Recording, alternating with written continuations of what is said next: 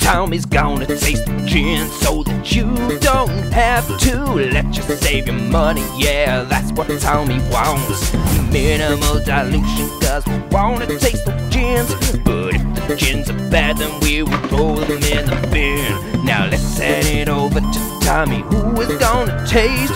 He's gonna get all rowdy and shout up the place.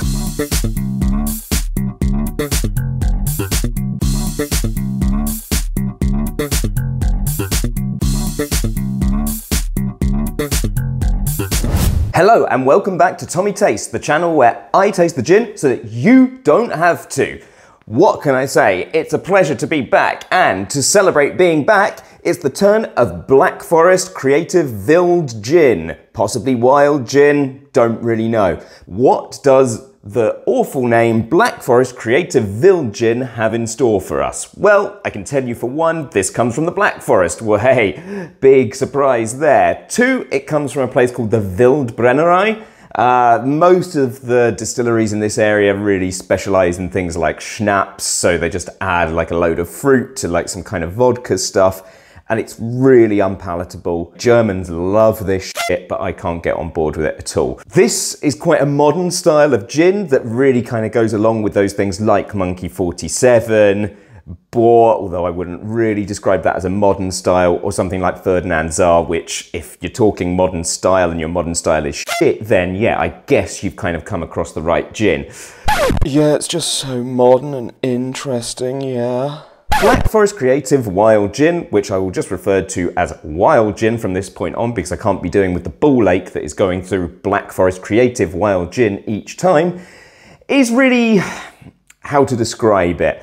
They're not afraid to make mistakes. So the question is this gin a mistake or is it actually good? I guess we need to taste it and find out. Bit of preamble about the gin, there's 65 botanicals in this. Because as we know, more is always more.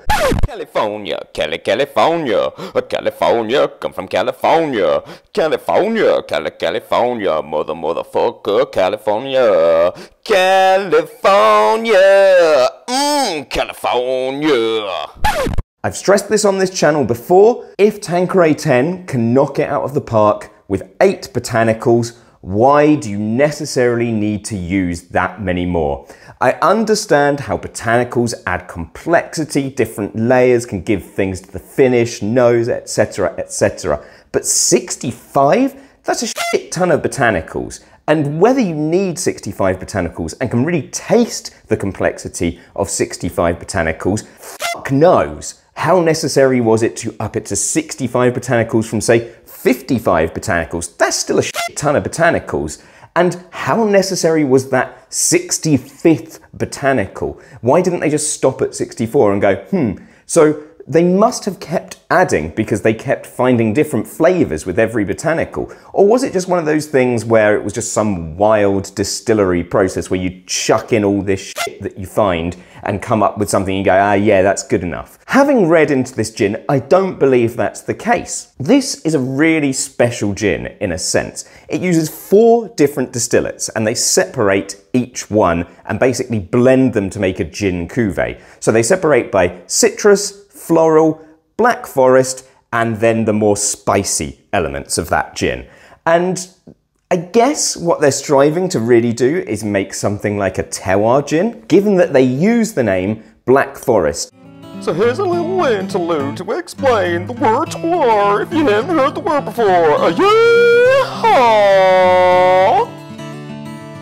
So things that you would typically find in the Black Forest, I guess that's things like plums, pine, other shit. Truffle was used in Boar, although you couldn't smell it or taste it, so it was pointless.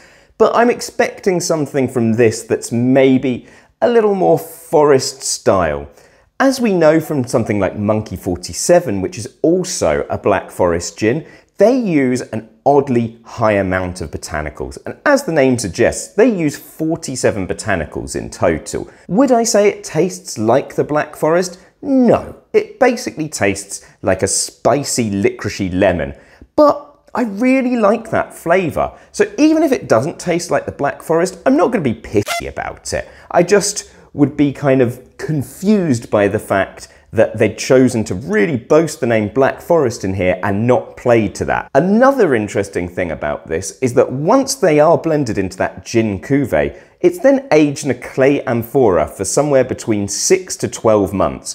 These are these big kind of clay urns that often you see in the natural wine scene because they don't impart any flavour on the wine, but they do allow for like a gentle oxidation, and it's supposed to be very traditional. It's a little bit wacky, but I've had wines that have been aged in clay amphora and they are really good.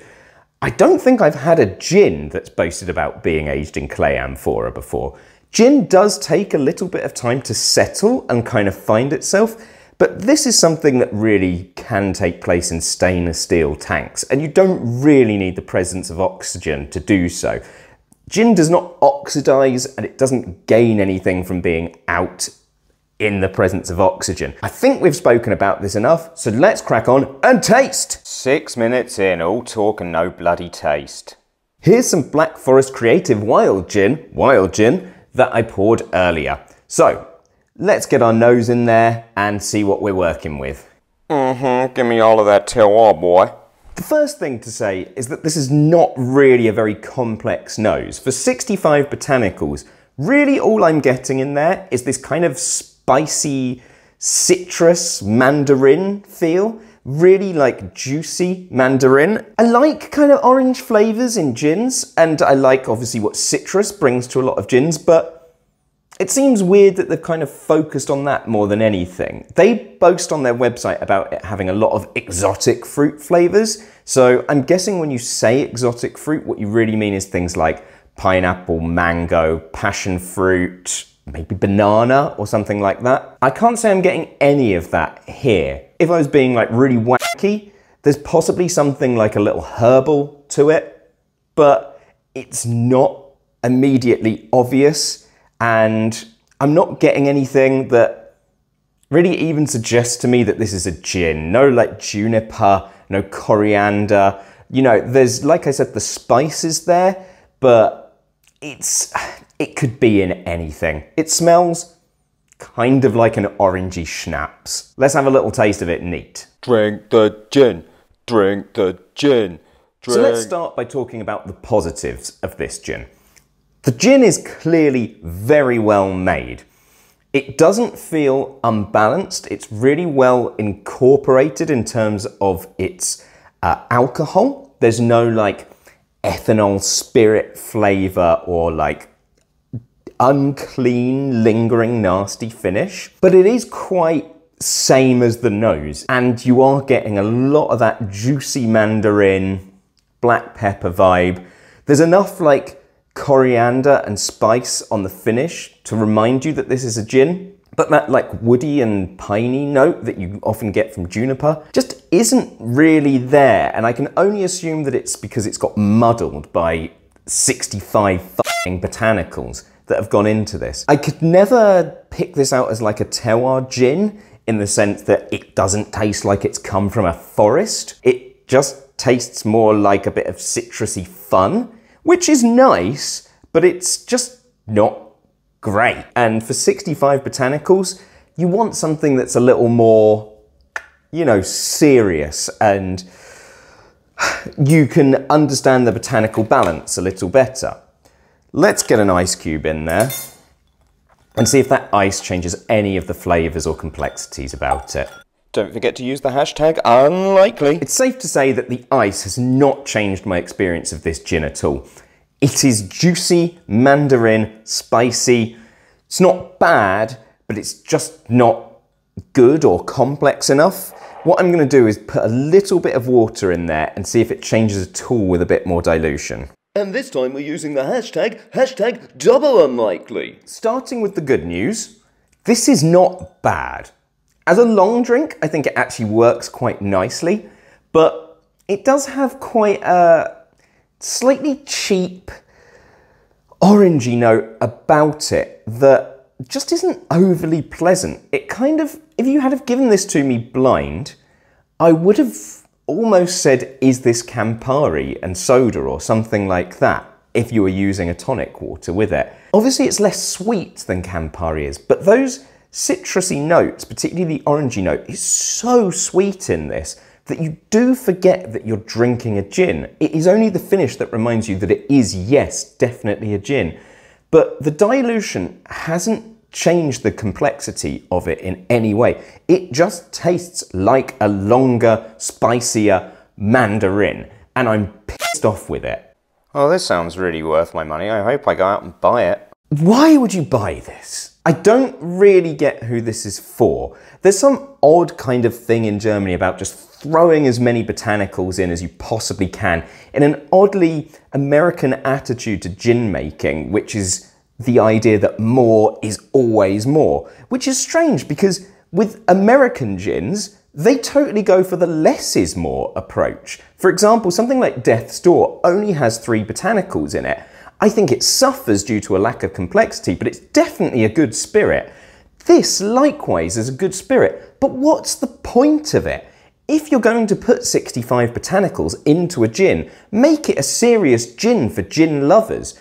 You haven't made a mistake in making this gin, but you have missed the point of gin. And if you're going to put 65 botanicals in there, make it something that is complex and not just a kind of zero Campari, which this kind of feels like. It just doesn't make sense. I don't like the bottle. It looks like a Halloween project gone wrong. What more can I really say about it? Shit name, shit bottle, good spirit but bad gin. I mean, this is all very well for citrusy cocktails, so I don't know, if you want to use it for like a diluting thing in a Moscow Mule, then just go for it.